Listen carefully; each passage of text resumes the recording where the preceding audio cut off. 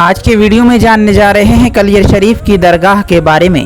हैरान करने वाली जानकारी है, तो बने रहें वीडियो में और पूरी जानकारी देखें। ये पूरी जानकारी सोशल मीडिया से एकत्र करके आपके सामने विस्तार से लेकर के आए हैं, तो इस वीडियो को बहुत सारा प्यार दीजिए और वीडियो को लाइक करके शेयर भी कर दीजिए, जिससे कि जानकारियां और लोगों तक भी पहुंच जाएं। दुनिया की एक ऐसी दरगाह जहां पर जिन्नों और भूतों को मिलती है फांसी की सजा। कहा जाता है कि फांसी के बाद बीमारी से छुटकारा लोगों को यहीं की यहीं मिल जाता है। आइए देखते हैं पूरी जानकारी की किस तरह से यहाँ पर पूरा प्रोसेस करना होता है, जिससे मरीज ठीक हो जाते हैं। उत्तराखंड में एक ऐसी जगह है जो हर धर्म की एकता को बनाए रखने के लिए जानी जाती है। हम बात कर रहे हैं पीराने कलियर दरगाह की, जो रुड़की से करीब 20 किलोमीटर की दूरी पर गंगा नदी के तट पर कलियर शरीफ में मौजूद है।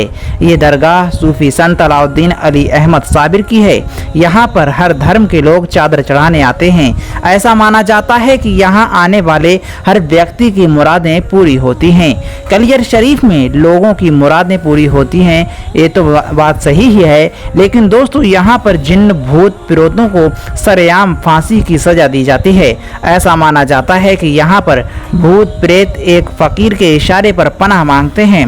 इस दरगाह पर दुनिया भर के लोग आते हैं। ऐसे लोग जो काफी समय से जिन्न भूत से परेशान होते हैं, वो यहाँ पर आते हैं। माना जाता है कि यहाँ पर आने वाले लोगों की मुरादें पूरी होती हैं और यहाँ आने वाले कभी खाली हाथ नहीं लौटते हैं। यहाँ पर आने के बाद मरीजों को साबिर पाक की दरगाह के अलावा और भी दरगाहों की ज़ियारत भी कराई जाती है। आइए जानते हैं, जब मरीजों को उनके परिवार वाले लेकर आते हैं तो हजरत इमाम साहब की दरगाह में लेकर जाते हैं। यहाँ पर मरीजों की अर्जी भी लिखाई जाती है और दोस्तों इसके बाद शुरू होता है भूत प्रेतों का इलाज। और भी दरगाहों पर भी हाजिरी दी जाती है। यहाँ पर अब्दाल साहब की दरगाह है जो साबरी बाग की है, यहाँ भी हाजिरी दी जाती है। जिसके बाद शुरू होती है भूत प्रेत और जिन्नों की पिटाई और मरीज को आराम मिलना शुरू हो जाता है।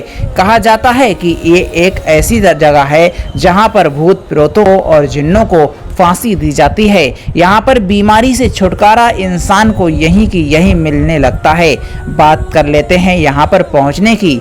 दोस्तों यदि आप जाना चाहते हैं तो इस जगह पर इस दरगाह तक के लिए रेल की कोई सीधी कनेक्टिविटी नहीं है, लेकिन इस दरगाह के पास का रेलवे स्टेशन है रुड़की, जो कलियर शरीफ से लगभग 10 किलोमीटर दूर है। उसके अलावा पास का रेलवे स्टेशन हरिद्वार है। हरिद्वार से कलियर शरीफ की दूरी 27 किलोमीटर है। आपको इन जगहों से बस और टैक्सी आराम से मिल जाएंगी, जिसके द्वारा आप पीराने कलियर शरीफ साबिर पिया की दरगाह पर जा सकेंगे। सड़क मार्ग से आप काफ़ी आसानी से पहुंच सकते हैं। सड़क मार्ग के द्वारा रुड़की भारत के कई बड़े शहरों से जुड़ा है। रुड़की से आप काफ़ी आसानी से टैक्सी और टेम्पो वगैरह से पीराने कलियर शरीफ जा सकते हैं। यदि फ्लाइट के द्वारा आप जाना चाहते हैं तो पास का हवाई अड्डा जॉली ग्रांट हवाई अड्डा देहरादून है। यहाँ से पर्यटकों के लिए बस या टैक्सी आसानी से मिल जाएगी। तो दोस्तों आपको हमारा ये वीडियो कैसा लगा कमेंट सेक्शन में लिखकर ज़रूर बताइए। और दोस्तों आप चैनल पर पहली बार आए हैं तो चैनल को सब्सक्राइब कर लें और वीडियो को लाइक करके ज़्यादा से ज़्यादा शेयर करें, जिससे कि ये वीडियो और भी दोस्तों तक पहुंच जाए और वह भी इस वीडियो का लाभ उठा सके। तो दोस्तों आप कमेंट सेक्शन में लिखकर ज़रूर बताएं कि क्या आप कभी पीराने कलियर शरीफ साबिर पाक की दरगाह पर गए हैं या नहीं। आइए जान लेते हैं साबिर पाक की दरगाह के बारे में। हज़रत साबिर पाक रहमतुल्लाह अलैह जो कि पाकपटन से आए थे, आपके मामू जान बाबा फरीदुद्दीन गंज शकर रहमतुल्लाह अलैह की दरगाह पाकपटन में है। आप पाकपटन में ही रहा करते थे।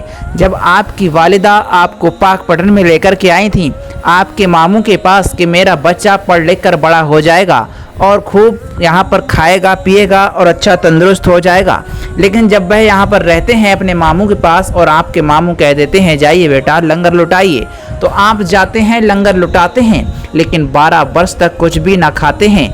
लंगर लुटाते हैं लेकिन लंगर में से कुछ भी ना खाते हैं, सिर्फ पानी पीते हैं और आप इसी तरह से 12 वर्ष गुजार देते हैं। उसके बाद आपकी वालिदा आती हैं, उनके मन में ये सोचती हैं कि मेरा बच्चा अब पल कर काफ़ी बड़ा हो गया होगा और तंदुरुस्त भी हो गया होगा, क्योंकि उनके भाई जो बाबा फरीद गंज शकर रहमतुल्लाह अलैह थे, उनके पास खाने पीने की कोई कमी नहीं थी।